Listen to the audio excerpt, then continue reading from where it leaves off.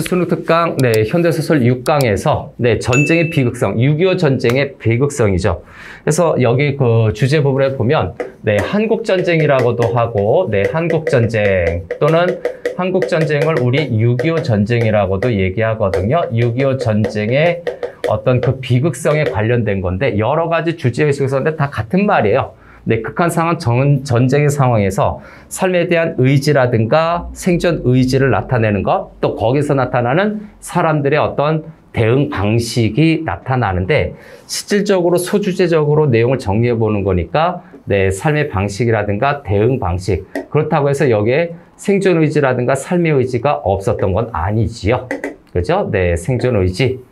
그죠? 삶에 대한 의지. 이런 것들이 다 비슷비슷한 건데, 삶의 대응 방식을 통해서 삶에 대한 의지, 그리고 거기에 전쟁에 대한 비극성 나타나고 있다는 내용이죠. 그래서 한국전쟁의 어떤 비극성이 나타나는 걸로 전쟁에 대한 그 비극성이 나타나는 작품입니다. 자, 첫 번째 문단 시작할게요. 첫 번째 문단 시작해 보겠습니다. 퍼뜩 현중의 눈이 주대위의 허리에 매달려 있는 권총으로 갔다. 왜 권총을? 같은 아군끼리 시선이 섬뜩섬뜩하네요. 그래서 현중이 동그라미 칠까요? 등장 인물을 파악해야 되겠죠. 그래서 현중이 동그라미 왜 권총으로 갔는지 좀 이따 살펴봐야 될 거고요. 누가 누군지는 몰라요. 현중이의 눈이 주대위의 허리에 매달려 있는 권총으로 갔다. 그래서 주대위 동그라미 쳐놓습니다. 자, 현중이가 지금 주대위의 권총을 보고 있는 거기 때문에, 자, 현중이가 주대위에 주대위는 동그라미 쳐놨겠죠. 가운데 다 빼고 중간에 권총이 있습니다. 권총은 네모칸. 일단 해놓자. 권총을 밑으로 쓰는 게 더 나을 수도 있겠네요. 그래서 권총을 밑으로 한번 좀 체크해 볼게요. 자, 현중이가 주대의 허리춤에 있는 권총을 봤다. 일단 권총부터 먼저 합시다. 전쟁의 수단이죠, 권총은. 그래서 이걸로 체크하자면, 전쟁의 수단일 거고, 전쟁의 수단이자 또 한편으로는 동족상잔의 어떤 그 비극성을 나타내는 거죠. 동족상잔. 남한과 북한이 같이 싸운 동족상잔의 비극을 나타내는 상징물로 생각할 수 있습니다. 또 이 전쟁 수단이라고 하는 것은 폭력의 상징물로도 볼 수가 있죠. 폭력의 상징물로서 정리할 수도 있다. 그런데 주대위의 허리춤에 있는 권총을 봤다라고 하는 것은 주대위가 죽었으면 하는 거지요. 그래서 권총을 바라봤다라고 하는 거는 현중이가 주대위의 어떤 죽음을 원했던 겁니다. 누가? 현중이가. 그래서 현중이의 특징을 좀 체크해야 되겠죠. 현중이는 굉장히 이기적이지만 또 한편으로는 현실적인 인물이라는 것을 우리가 짐작할 수 있습니다. 저 사람이 죽으면 우리가 이동을 할 때 또는 복귀를 할 때 더 빨리, 더 무사히 갈 수 있을 거야. 이런 생각을 했던 것 같아요. 그러는 그의 눈앞에 또다시 꿈의 장면이라고 되어 있네요. 자, 꿈의 장면, 꿈 네모칸 쳐볼까요? 두 번째는 꿈으로 네모칸 쳐보겠습니다. 별표 2개 때리고요. 첫 번째 문단의 가장 핵심은 꿈에 관련된 내용입니다.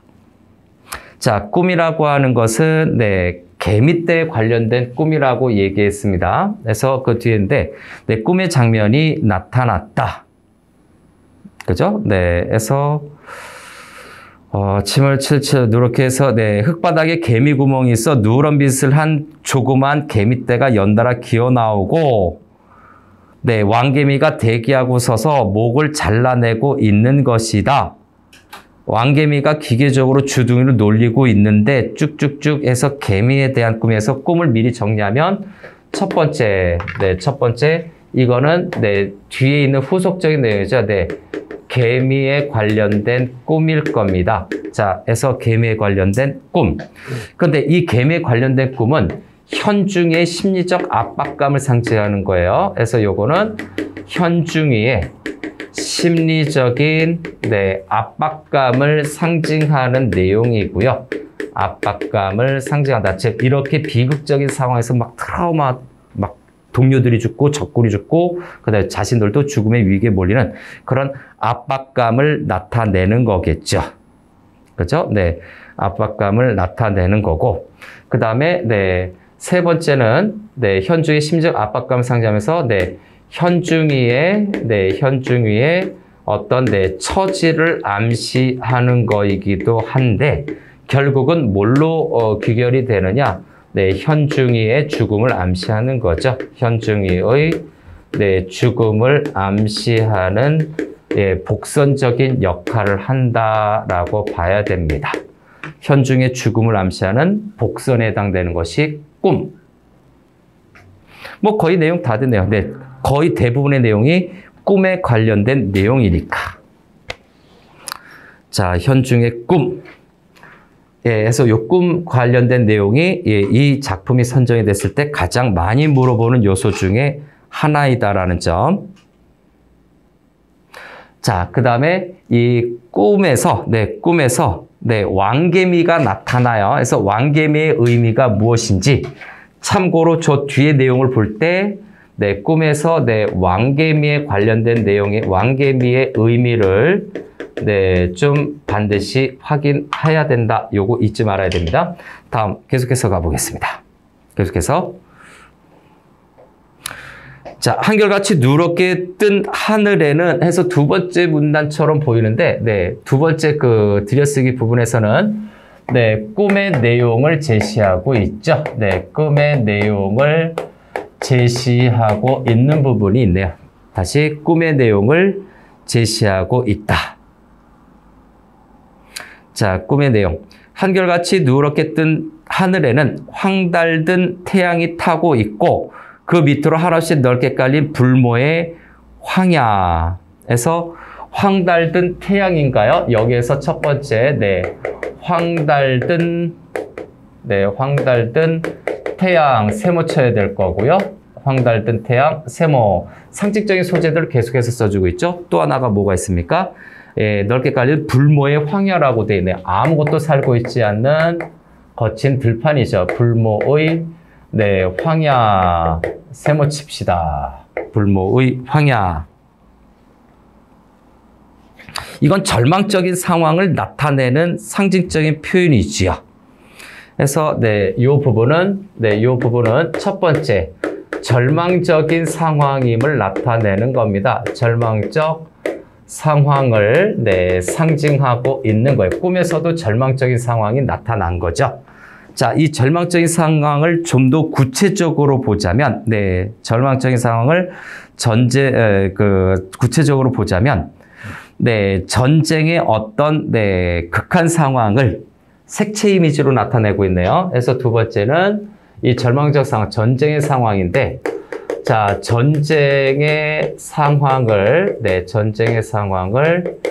색채 이미지로 제시하고 있다라고 볼 수가 있죠. 실제로 인간이 죽기 직전에 기력이 떨어지거나 의식이 떨어질 때 일단 누런색으로 보인답니다. 누런색으로 보이니까 참고하기 바랍니다. 다음 계속해서 절망적인 상황이고 세 번째. 자, 세 번째. 자, 이거는 색채 이미지고 다음 세 번째 절망적인 상황인데 절망적인 상황을 좀 더 보면 주대위가 부상을 입거든요. 주대위의 부상과 함께 이동하는 모습일 거예요. 그래서 주대위가 부상을 입고서 업고 가는 상황을 의미하기도 합니다. 굉장히 힘들고 고된 거죠. 시련과 고난을 나타내는 내용으로도 볼 수가 있다. 상황은 일단 파악을 해야 돼요. 그래야 갈등이라든가 주제의식이 나오는 거니까. 자, 땀을 흘리며 서 있었고 누렇게 메마른 흙바닥에 개미구멍이 있어. 자, 개미구멍이 있어. 누런빛을 한 조그만 개미떼. 자, 개미떼인가요? 그래서 꿈의 내용에서 두 번째 개미떼죠. 개미떼는 전쟁을 수행하는 어떤 병사들이겠습니다. 그래서 개미떼라고 하는 것은 네, 전쟁을 수행하는 전쟁을 수행하는 어떤 병사, 군인들을 나타내는 거겠죠. 그래서 개미떼에서 하급자라고도 얘기합니다. 그래서 네, 전쟁에 참전한 병사들을 의미하는 건데 하급자여 전쟁에 참전한 병사들을 의미한다. 자, 그리고 이 전쟁에 참전한 병사들은 결국 어떻게 됩니까? 네, 전쟁에서 희생된 자들을 의미하기도 하고요. 전쟁에 희생된 자. 다음 세 번째. 개미떼. 어떤 단어로 상징적인 의미로 물어볼지는 잘 모르겠어요. 그래서 전쟁에 희생당한 사람들이다라고 볼 수가 있고, 그럼 여기에서 개미떼는 현중이가 꿈을 꾸고 있으니까 이 개미떼는 아무래도 주대위와 김일등병을 나타낼 수도 있고, 또는 현중이와 주대위와 김일등병을 가리킬 수도 있는데, 지금 주대위의 권총을 바라보면서 걔가 죽기를 바랐으니까 자기보다 상급자니까 요거는 원관념이 이거에 대한 원관념을 사람으로 정리해봐라 라고 하면 현중이 자신과 현중이와 그 다음에 김일등병이라고 봐야 되겠죠. 김일등병 둘을 가리킨다라고 볼 수가 있어요. 자, 개미떼 했고, 그 다음 왕개미도 또 빨리 찾아가야 되겠죠. 구멍 입구에 같은 빛깔의 왕개미가 대기하고 서서 해서 왕개미라고 하는 부분이죠. 네, 세 번째. 자, 왕개미에 해당이 되는 것. 네, 이 왕개미도 네모칸 치고 왕개미의 원관념 첫 번째. 상급자를 나타내는데 현중의 꿈에서 상급자는 누구를 나타낸다? 네, 주대위를 상징한다라고 봐야 될 겁니다. 상급자, 주대위. 왕개미. 자, 이 상급자 주대위를 가리킬 수도 있고, 또는 권력이나 어떤 거대한 이념이겠죠. 그래서 권력자. 그죠? 네, 권력자. 그죠? 네, 권력자. 또는 세 번째로 가서 어떤 남북의 이념이겠죠. 남북의 어떤 이데올로기, 이념이라고 볼 수도 있어요. 이데올로기. 이념이겠죠. 거대한, 이 전쟁을 일으키게 한 어떤 거대한 이념의 상징성을 지니는 걸로도 문제가 출제가 됐었네요. 출제자가 이런 부분에 대해서 의미를 좀 부여할 수 있었다라는 거죠. 지배자라는 의미겠죠. 마치 그것은 왕개미가 기계적으로 주둥이를 놀리고 있는데 거기 꼭 맞는 속도로 작은 개미가 또 나오네요. 네, 조그만 개미떼가 있는데, 작은 개미가 또 나와서 작은 개미떼들이 기어나와 목을 들이미는 것과도 같다. 그죠? 네, 거기에 맞는 속도로 해서 왕개미가 주둥이 놀리고 거기에 꼭 맞는 속도로 작은 개미떼들이 기어나와 목을 들이미는 것과도 같다. 거기 꼭 맞는부터 밑줄 들어가세요. 그래서 네 번째, 거기에 꼭 맞는 속도로 목을, 그렇죠? 거기 꼭 맞는 속도로 목을 들이미는 것. 네, 목을 들이미는 것. 자, 요 부분인데, 요거는 앞에 있는 상황을 이제 종합 정리해야 되죠. 자, 요 부분은 주대위가 부상을 입고 있는데, 주대위가 부상을 입어서 그를 업고 이동을 하는 거죠. 업고 이동을 하게 되면 아무래도 이동하는데 시간도 걸리고 위험할 거예요. 네, 굉장히 위험할 거예요. 그래서 그 부분에서 현중의 심리가 좀 나타나고 있었죠.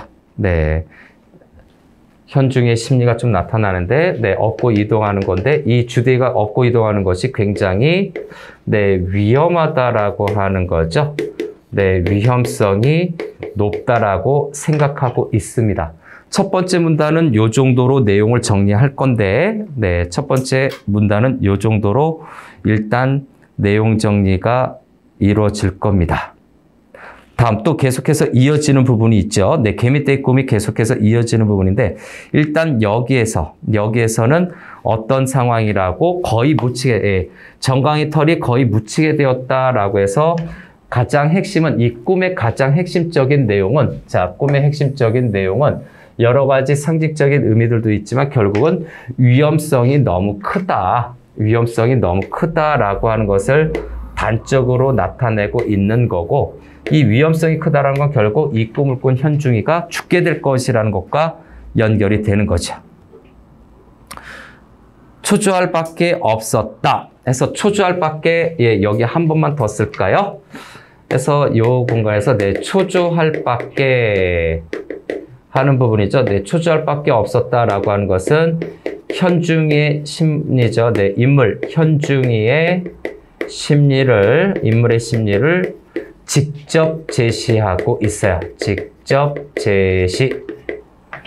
인물의 심리를 직접 제시하고 있다. 다시 한번 인물의 심리를 직접 제시하고 있다. 자, 이쪽 지워서 계속해서 이어가겠습니다. 첫 번째 문단이 좀 살펴볼 게 많네요. 작품이 꽤 깁니다. 생각보다. 서술 중심이기 때문에 정보가 좀 많네요. 자, 다음 6번째 또 넘어갈까요? 하지만 그는 그곳에서 있을 수밖에 없는 것이다. 서 있을 수밖에 없는 것이다. 그러다가 문득 그는 개미구멍 한 옆에 따로 뚫려져 있는 셋구멍에서 셋구멍 부분을 체크하겠습니다. 그래서 6번째. 셋구멍. 네모칸 들어가죠. 셋구멍, 네모칸. 자, 사이에 난 작은 구멍이란 뜻이죠. 그래서 요거는 복선적 역할을 하는 거죠. 첫 번째보다 일단 현중이가 부상당한 주대위라든가 김의 주대위를 버리고 도망감을 암시하는 거죠. 도망감을 암시하는 복선적 기능을 하고 있는 표현이다라고 봐야 되는 거죠. 셋구멍. 도망가는 겁니다. 셋구멍, 도망가는 거죠. 이것만은 꿈속에서는 전혀 없었던 지금 그 자신이 의식적으로 뚫어놓은 구멍이었다. 자, 의식적으로 뚫어놓은 구멍이었다. 밑줄 들어가고요. 그래서 셋구멍에 대한 의미를 좀 더 추가 체크할 수가 있겠죠. 그래서 이 셋구멍은 현중이가 주대위를 버리고 들어가는데 어떤 인간으로서 어떤 삶의 의지라든가 의지와 관련된 어떤 본능을 암시하는 거겠죠. 이기적인 부분은 있어요. 도망가는 게 나쁜 거기는 하지만 인간의 어떤 삶의 의지와 본능과 관련된 걸로 해석해 줄 수도 있다. 셋구멍. 그런데도 어리석은 개미떼들은 그냥 본래 구멍으로만 나오면서 무수히 잘 이유고 있는 것이다. 자, 그 마지막 한 줄은 현주인은 주대위를 업지도 않은 몸이건만 전신에 비지땀 흘렸다. 다시 현실로 들어온 거죠. 그래서 여기 6번까지, 그죠? 저기 3번부터 6번 사이는 이야기가 삽입이 된 거죠. 그래서 여기 꿈 이야기가 삽입이 된 겁니다. 그래서 컨퍼런스로 좀 들어갑시다. CF. 자, 꿈 이야기가 삽입이 됩니다. 삽입이 되는 것은 첫 번째, 사파적인 성격인데, 사파가 우화적 또는 우의적인 성격이 있죠. 우화적 성격이 있다. 이소부화 생각하면 됩니다. 동물이나 사물이 등장함으로써 그들이 인간처럼 행동하고 그 다음에 주제의식과 교훈의식을 전달해주는 우화적 성격의 사파가 지금 끼어들은 거죠. 이 부분은 두 번째, 현중의 심리를, 이 부분은 현중이의 어떤 심리를 간접적으로 제시해주는 효과가 있고, 일단 우선적으로 있고, 그 다음에 복선적 기능도 있죠. 세 번째는 네, 현중이의 심리뿐만 아니라 현중이의 네, 미래를 암시하는 내용이기도 합니다. 네, 복선적 기능을 하게 되는데, 예, 죽음이죠. 현중이의 죽음을 암시하는 복선적 기능도 한다. 여기에서 현중이가 느끼는 심리는 어떤 겁니까? 네, 절망감이죠. 네, 절망감과 네, 전쟁으로 인한 어떤 불안감이 예, 반영이 됐다라고 봐야 되는데, 자, 절망감과 불안감이 반영된 어떤 뭡니까? 내용으로 봤을 때, 인물의 심리를, 네, 좀 간접적으로 여기 제시한 거죠. 요걸 좀 자세히 본 거고. 그 다음, 전체적인 어떤 내용에서 봤을 때, 네, 전체적인 내용으로 봤을 때 다섯 번째, 네, 네, 서술자가 계속 서술을 하거든요. 네, 서술의 네, 단조로움을 좀 벗어나게 하는 거죠. 단조로움을 좀 어느 정도 해소하거나 벗어나게 해주는 효과도 있는 꿈입니다. 한 문장 더 있네요. 자, 현중이는 주대의를 없지도 않은 몸이건만 전신에 비지땀을 흘렸다 해서 네, 비지땀 요것도 예, 하는 김에 해봐야 되겠죠. 네, 비지땀 요것도 세모 칩시다. 왜 없지도 않았는데 힘들지도 않을 텐데 왜 비지땀을 흘릴까? 전쟁에 대한 불안감이죠. 네, 전쟁에 대한 어떤 네, 불안과 공포, 생존의 위협에 놓여 있는 상태이기 때문에 네, 공포를 반영한 거일 수도 있고, 또 두 번째는 자신이 도망가려고 하는 거거든요. 그래서 네, 도망가려는 심리와 맞닥뜨려서 생각을 해보면 네, 도망가려는 어떤 뭐랄까요? 네, 부담감이라고 할까요? 네, 부담감. 배신을 하려는 그 부담감이겠죠. 동료들을 놓고 도망가려는 그 부담감이 있다. 네, 첫 번째 문단 요 정도로 보면 네, 작품 내용 거의 다 본 거나 마찬가지겠네요. 네, 작품 내용 거의 다 본 거나 마찬가지입니다. 이 예상대로 돼요. 현중이가 일단 떠나가죠. 현중이가 죽어요. 그런데 네, 계속해서 전쟁이 절망적인 상황이 이어지고 결국 비극적으로 주대의도 스스로 김일병을 위해서 자살을 하는 내용으로 이어집니다. 그래서 첫 번째 문단을 이렇게 분석을 해놓으면 이 작품의 중요 포인트는 거의 다 잡았다라고 보면 됩니다. 나머지는 이제 요 내용을 뒷받침하는 내용을 확인하는 정도로 될 거예요. 그래서 첫 번째 문단은 이렇게 마무리. 다음 두 번째 문단으로 넘어가죠. 장면 2로 넘어가는데 장면 2 해걸음 부분으로 갑니다. 해걸음. 해가 서쪽으로 지는 거죠. 노을 또는 석양이라고 하죠. 세 사람은 구렁이 한 마리를 잡아 구워서 나눠 먹었다.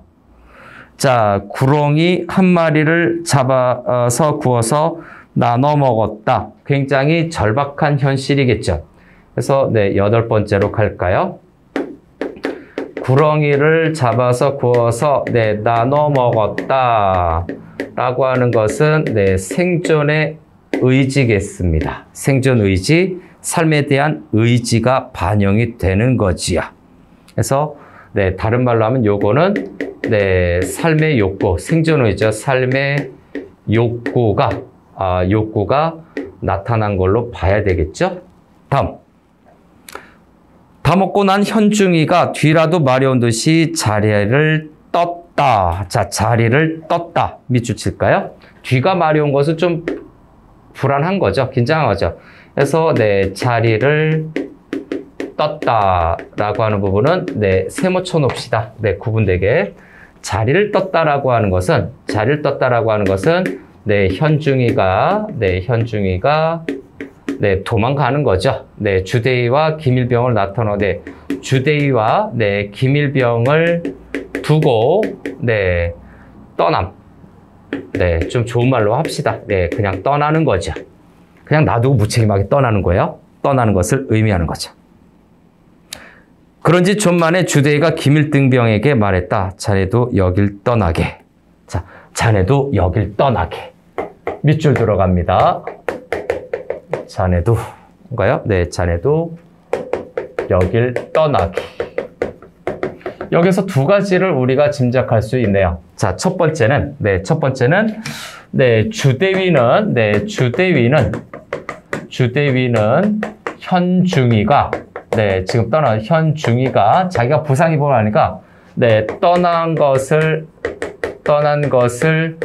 짐작하고 있는 겁니다. 떠난 것을 짐작하고 있고, 두 번째, 그렇기 때문에 김일병도 힘들 거라고 생각을 해서 자네도 여길 떠나게 김일등병을 위하는 거죠. 김일등병을 위한 배려를 하게 됩니다. 너라도 도망가 라고 생각하는 거죠. 직접적으로 큰 따옴표가 아니라 서술적인 표현으로 대화가 전개되고 있죠. 김일등병은 그게 무슨 말이냐는 듯이 주대위를 쳐다봤다. 그게 무슨 말이냐는 듯 그것도 밑줄 칠까요? 두 사람의 반응을 좀 봐야 되겠죠. 그래서 앞부분에서 쭉 나오는 것처럼 그게 무슨 말이냐는 듯 하는 부분이죠. 그게 무슨 말이냐는 듯 어쩌고저쩌고 하는 거죠. 그게 무슨 말이냐는 듯 밑줄 치고, 요건 두 가지로 해석이 가능할 거예요. 첫 번째는 김일병 또는 김일등병이죠. 김일등병은 현중이가 떠난 것을 짐작을 못한 거죠. 현중이가 우리를 버리고 떠난 것을 미처 모르고 있었다. 짐작을 못하고 있었다라고 해석을 하나 해줄 수가 있고, 또 하나는 휴머니즘적이죠. 휴머니즘적으로 보면 그게 무슨 말이냐는 듯 주대위를 쳐다봤다라고 한 두 번째, 그죠? 떠남을 짐작하지 못했고, 주대위를 떠날 수 없다라고 하는 어떤 같은 동료로서의 의리겠죠. 그래서 동료애가 있는 걸로 볼 수도 있어요. 같은 군인으로서. 동료애라기보다 전우애라고 할까요? 요거는 군인이니까 전우애라고 합시다. 같이 전투를 했으니까 전우애로 바꿔도 되겠네요. 전우애. 그게 무슨 말이냐는 듯 하는 부분에서 인물의 심리. 현중이 가서 기다리다 못해 가다니요. 내가 자살하길 기다리다 못해 떠났어. 해서 자살하길 하는 부분이죠. 자살 들어갑시다. 김일등병이 업고 가기 때문에 끝까지 주대위가 따라가지만 이것도 첫 번째 사건의 복선적 역할을 하지요. 결국 주대위도 자살합니다. 나중에 김일등병이죠. 김일등병을 위해 나중에 자살을 하는 내용을 생각해야 됩니다. 그래서 복선적 역할을 하는 표현이 자살입니다. 사실 현중이는 돌아오지 않았다. 주대위는 김일등병의 시선을 마주보기를 피하면서 자네도 어서 여길 떠나게 미안해하는 거죠. 나 때문에 고생하는 것 같고, 그리고 냉정하지 못한 성격이라서. 김일등병은 잠시 주춤거리다가 서산에 빗긴 붉은 노를 한번 바라보고는 말없이 주대위에게 등을 돌려댔다. 자, 그 부분, 말없이 주대에게 등을 돌려댔다라고 하는 부분, 거기도 밑줄 들어갑시다. 거기도 밑줄 들어갑시다. 그래서 말없이 하는 부분인가요? 자, 말없이 주대에게 등을 돌려댔다. 업으란 얘기죠. 업으세요. 그런 뜻이에요.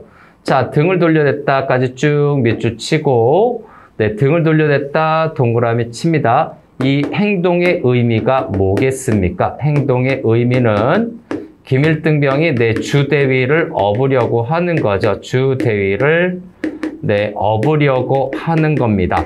앞에서 전우회가 있을 것 같다라고 판단한 근거가 여기에서 있었죠. 자, 요거를 좀 요 작품 내용과 관련돼서 보면 주대위를 버리지 않는 거죠. 그래서 주대위를 업으려고 하는 것은 주대위를 떠나지 않는 거죠. 떠나지 않음. 그래서 여기에서 볼 때, 네, 김일등병의, 네, 인간미가 나타납니다. 인간미라고 볼 수도 있고, 앞에서 얘기했던 전우애라고도 볼 수 있죠.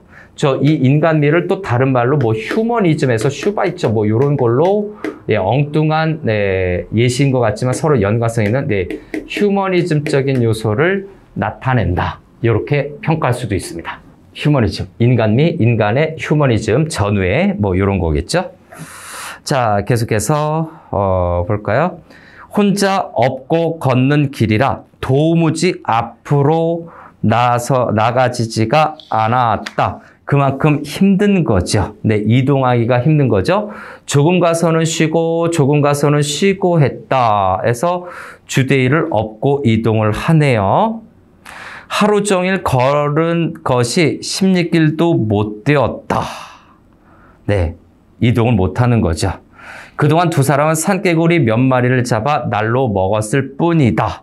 자, 산개구리 예, 좀 징그럽긴 하지만 아마 내지는 않을 것 같은 느낌이지만 네, 산개구리를 몇 마리 잡아 날로 먹었을 뿐이다. 어우, 극한의 상황이죠. 그래서 네, 산개구리부터 먹었을 뿐이다 하는 부분까지 쭉 밑줄. 이거는 네, 생존의 극한 상황이라고 봐야 될 겁니다. 생존의 극한 상황에 해당이 되는데 이것은 네, 전쟁의 비극성을 암시하는 거죠. 일단 먹을 게 부족해요. 그것도 날로 먹어야 돼. 전쟁의 비극성을 암시하는 표현이기도 하죠. 산개구리를 잡아서 날로 먹었어요. 불도 못 피우니까. 그동안 두 사람은 산개구리를 날로 먹었는데 김일등병의 무릎은 굽어지고 허리는 앞으로 숙여져 거의 기는 신용이었다. 해서 그 부분은 김일등병도 굉장히 지친 거죠. 15번째, 이 극한의 상황 비극성이기 때문에 김일등병의 어떤 네, 정신적인 건 모르겠다. 네, 체력적 한계가 슬슬 나타나기 시작하는 거죠. 체력적 한계를 뭡니까? 행동으로 네, 간접 제시하고 있어요. 네, 행동을 통해서 간접 제시하고 있죠. 주대는 김일등병의 허리가 앞으로 숙는 각도에 따라 그만큼 자기의 생에 대한 희망도 꺾여감을 느껴야만 했다. 자, 그러면 앞에서 했었던 김일등병의 체력적 한계에 감소되는 거죠. 이거는 그 밑줄로 들어갑시다. 같이 연관해서 생각하는 거네요. 그래서 뭡니까? 자기의 생에 대한 희망도 꺾여 들어감을 느껴야만 했다. 해서 네, 여기 16번째 지금 얘기했던 부분. 그러나 대표적인 밑줄은 자기의 생에 대한 희망도 꺾여간다라고 얘기하자. 희망도 네, 꺾여감을 느껴야만 했다 해서 희망도 꺾여감 세모칩니다. 김일등병이 나를 업고 가지 못하면 나는 죽을 수밖에 없어요. 같이 한 몸이 되는 운명 공동체적인 관계가 된 거죠. 그래서 네, 김일등병이 힘들면 주대도 살기가 힘들기 때문에 둘이 네, 운명적 공동체와 유사하게 된 겁니다. 운명적 공동체는 김일등병이 힘이 있으면 내가 살 것이요, 김일등병이 힘이 떨어지면 내가 죽는다라는 거죠. 그만큼 둘 간의 어떤 연관성이 있어서 여기에서 이제 요것이 1번이 되고, 그래서 나중에 주대위가 계속해서 체력을 유지 못할 거니까 네, 극단적 선택을 하게 되죠. 극단적 네, 선택과 주대의 극단적 선택과 네, 연관이 되는 거죠. 네, 관련성이 있는 내용이에요. 관련성이 있어요.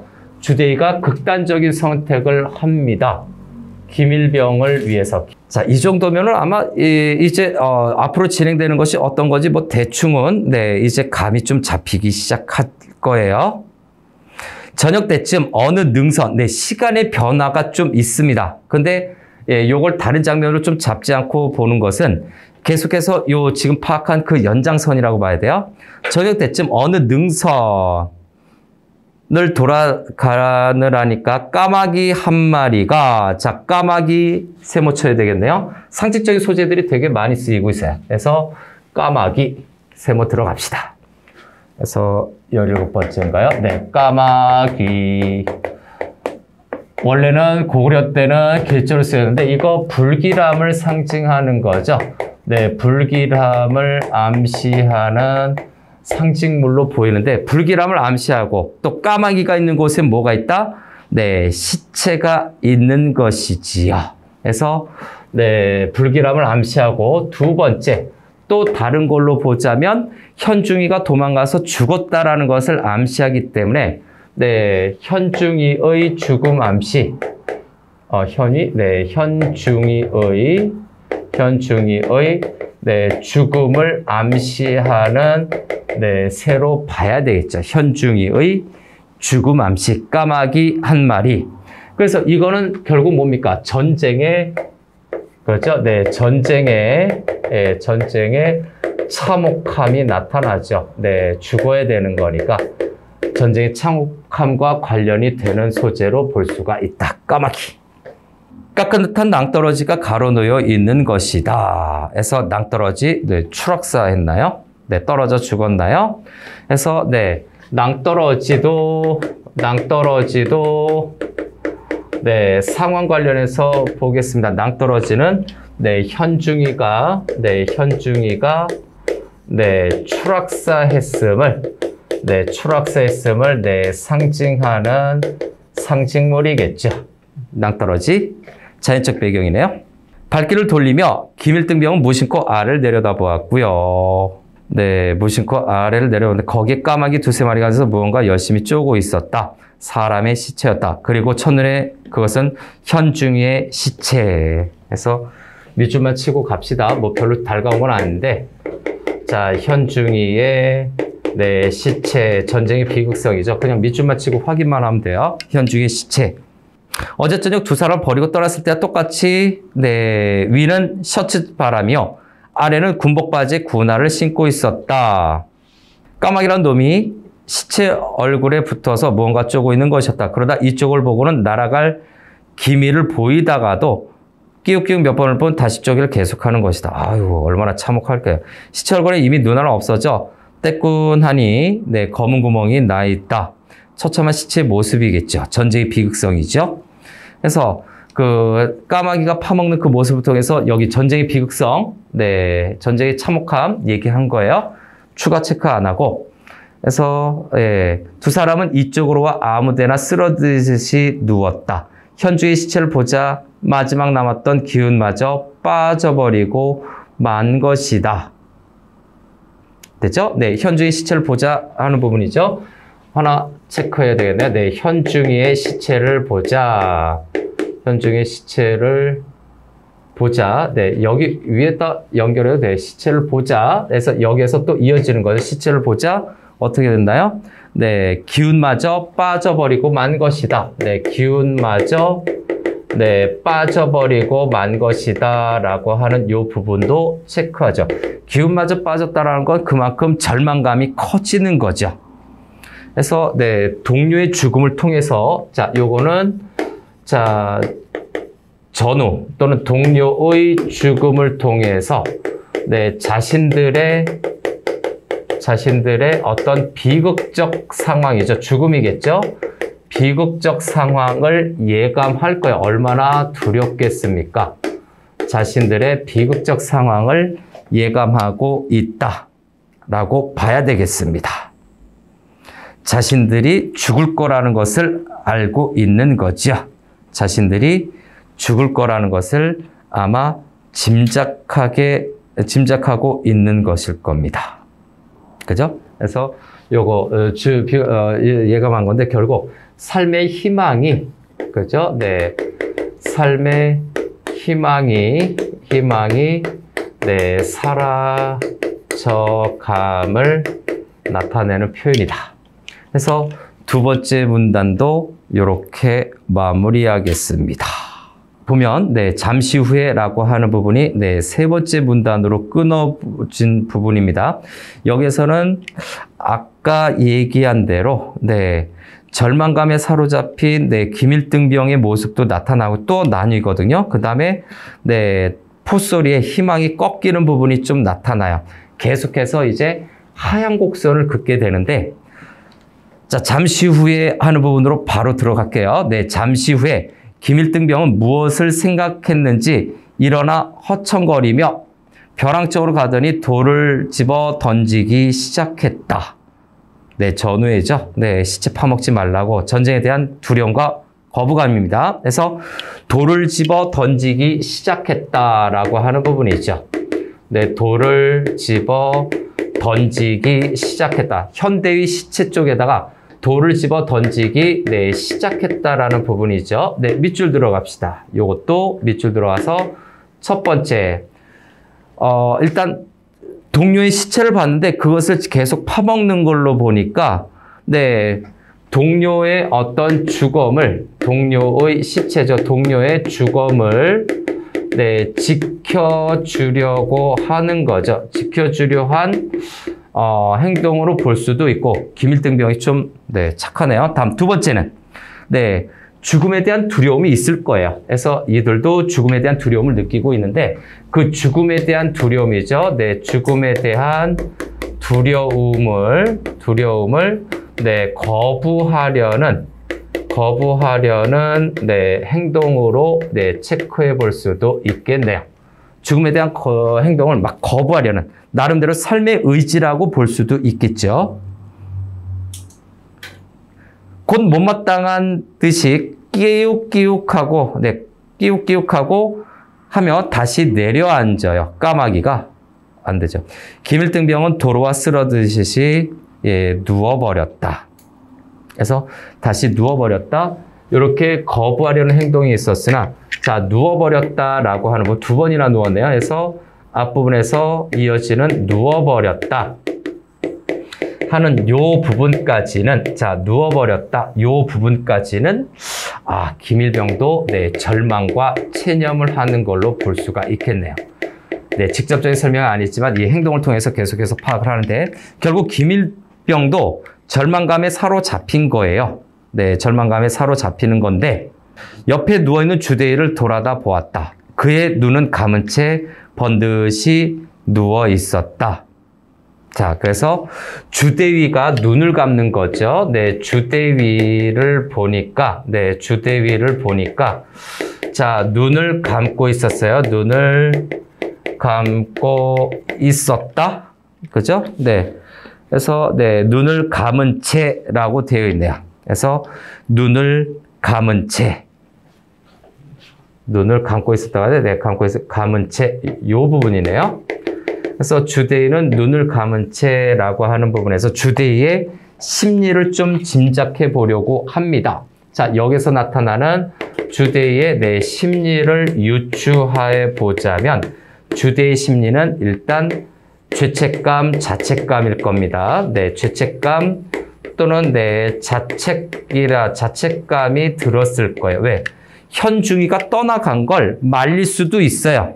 네, 현중이가 예, 떠나간 것을 네, 말릴 수도 있을 겁니다. 그래서 현중이가 떠나간 것에 대한 죄책감과 자책감, 그 다음에 이 전쟁이라고 하는 거대한 사건, 전쟁에 관련돼서 무기력함이 지금 나타난 거일 수도 있어요. 이 거대한 이 시대적인 흐름 또는 전쟁이란 이 흐름에 내가 할 수 있는 것이 아무것도 없다라고 인식한 걸로 볼 수가 있죠. 그죠? 그래서 이런 심정들이 왔다 갔다 하고 있다라고 보여지네요. 그래서 김일등병은 전에 치열한 싸움터에서는 오히려 잊게 마련이었던 죽음이라는 것을 몸 가까이 느꼈다. 네, 밑줄만 칠까요? 죽음이라는 것을 몸 가까이 느꼈대요. 힘이 빠진 거죠. 죽음이라는 것을 몸 가까이 느꼈다. 이건 추가가 아니라 그냥 그대로 확인만 하면 되죠. 죽음을 가까이 느끼고 있는 김일등병.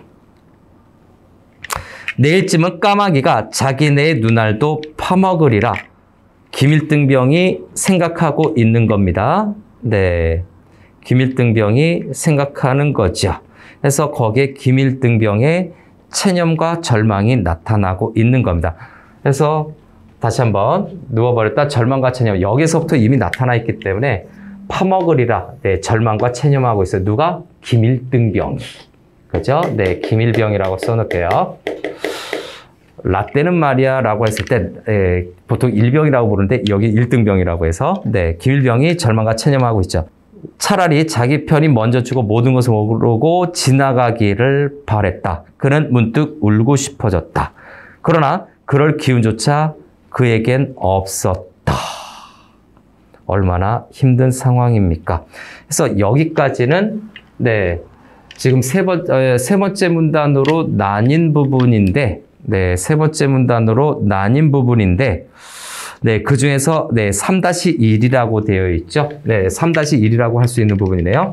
여기까지는 네, 세 번째 문단에 다시 하나로 쪼개서 네, 김일등병의 어떤 그 절망과 체념이 나타나는 부분으로 생각할 수가 있고 주대의도 마찬가지야. 김일등병의 절망과 체념이 잘 드러나 있는 부분이다. 그런데 저도 모르게 혼곤이 잠속에 끌어들어갔던 김일등병은 주대의가 무어라 부를 소리에 눈을 떴다. 여기가 사실 장면이 바뀌는 부분이네요. 네, 장면이 바뀌는 부분이라서 그 부분은 이제 대포소리가 있을 거예요. 네, 빠르게 갈까요? 포소릴세 하는 부분이죠. 젖을 듣게 포소릴세 라고 해서 조금 부족해서 이쪽 조금만 더 하고 마무리하겠습니다. 문단을. 그래서 23번째, 네, 포소리일세, 포소리. 동그라미 칠까요? 네. 포소리일세 때 포소리, 네, 포소리. 예, 거기에다 동그라미 별표.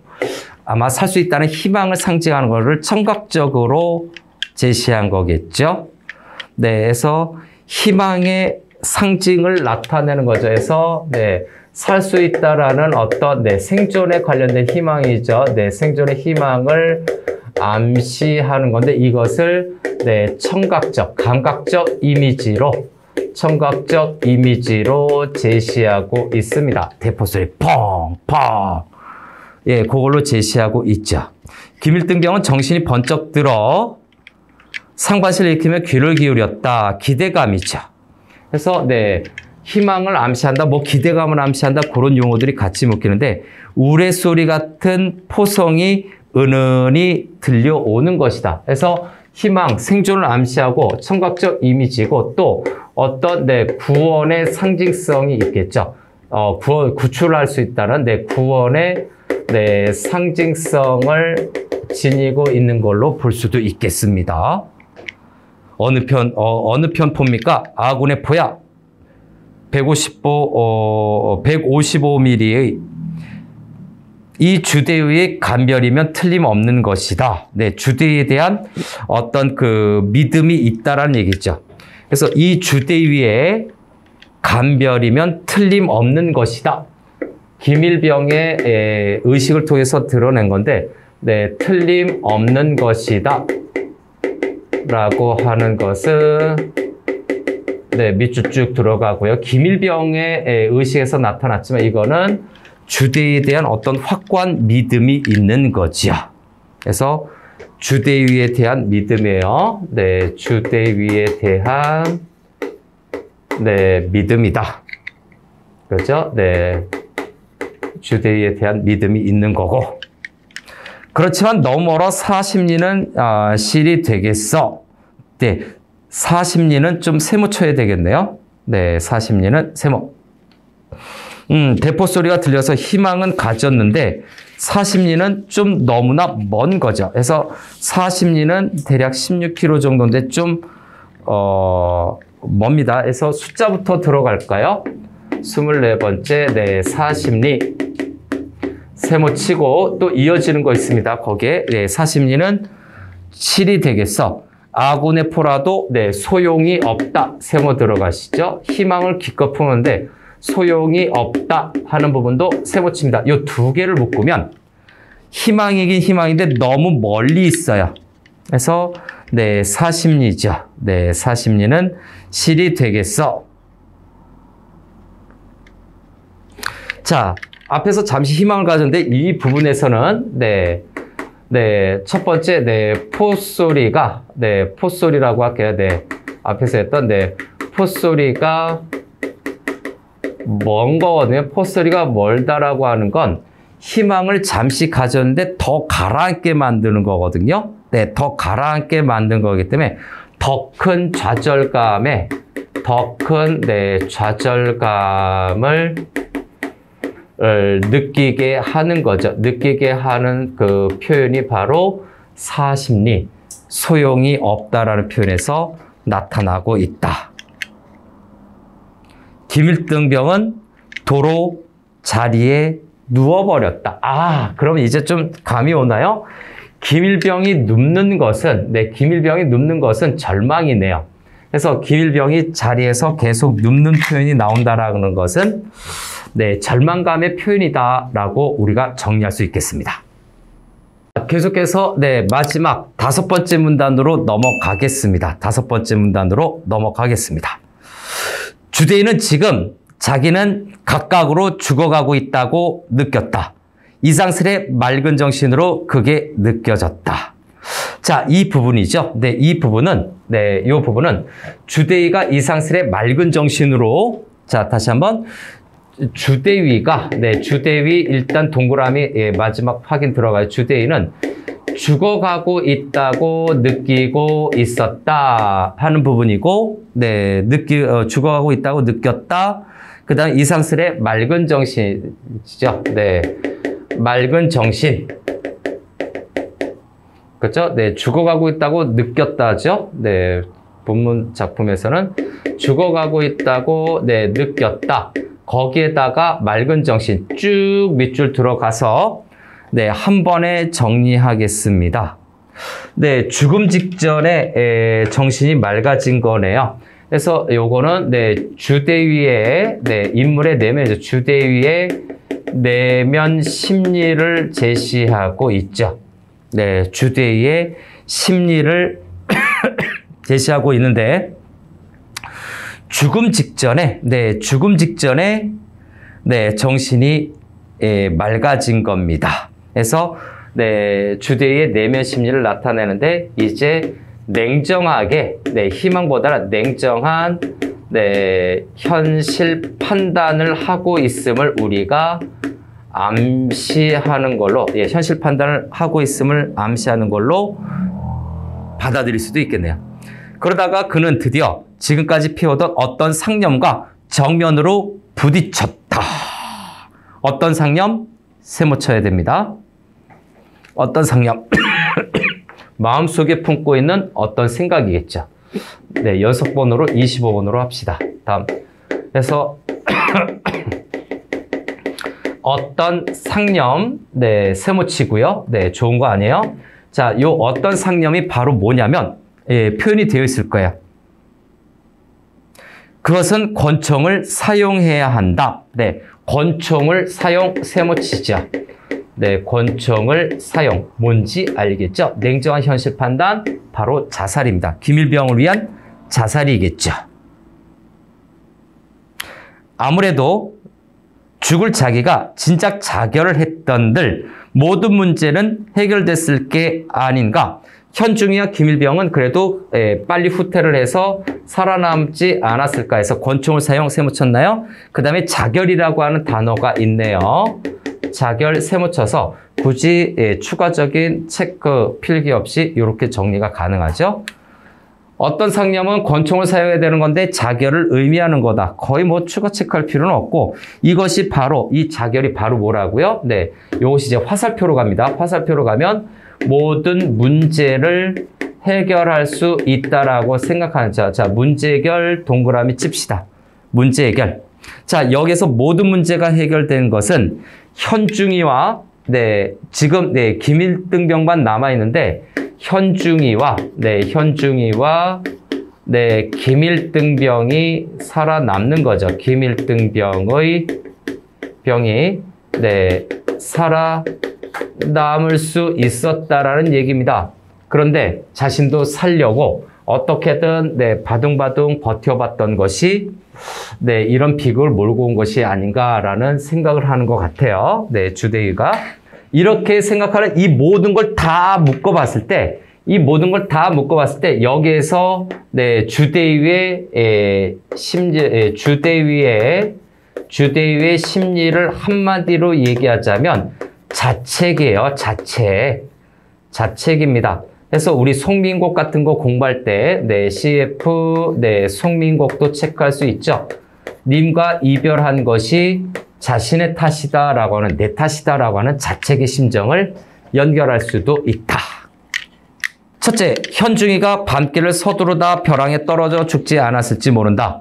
아무튼 이제라도 자결을 해버려야 한다. 그러면 아무리 지친 김일등병이라 하더라도 혼자 몸이 어떻게든 아군 진지까지 도달할 가망이 전혀 없는 것도 아니다. 자, 그래서 이제 정리를 또 다시 하면 요게 주대위의 심리겠죠. 그래서 요거 문제 해결인데 요게 주대위의 심리를 먼저 정리한 내용이고, 두 번째, 좀 정리하고 가는 거죠. 여러 내용이 있으니까. 그래서 주대위가 죽으려는 이유겠죠. 죽으려는 이유를 이제 한번 정리하자는 내용이죠. 죽으려는 이유, 자결을 하려는 이유. 현중이에 대한 죄책감이에요. 현중이에 관련돼선 죄책감이 들어서 자살을 시도하려고 하는 건, 자결을 하려고 하는 건. 그 다음 두 번째는 뭡니까? 두 번째는 김일등병이 살아남을 수 있으리라고 하는, 김일등병이 살아남으려고 하는 그 가능성이죠.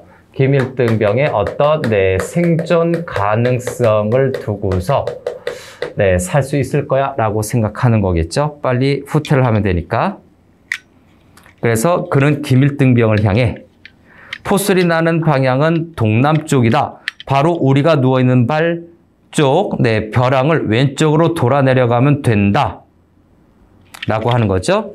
그래서 마지막 얘기에서 그래도 주대위도 휴머니즘을 보여주는 거죠. 포소리의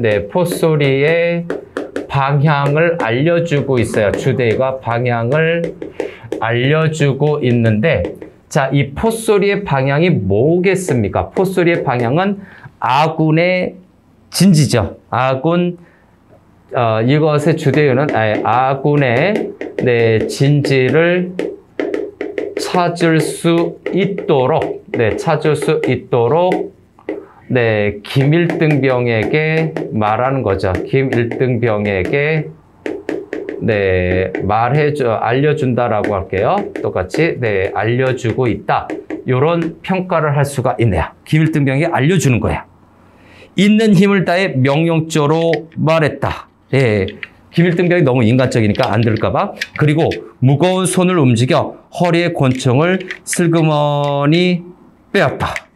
그죠? 미완성 결말이네요. 그래서 권총을 슬그머니 빼었다라고 하는 거죠. 요것도 밑줄 들어갑시다. 권총을 슬그머니 빼었다.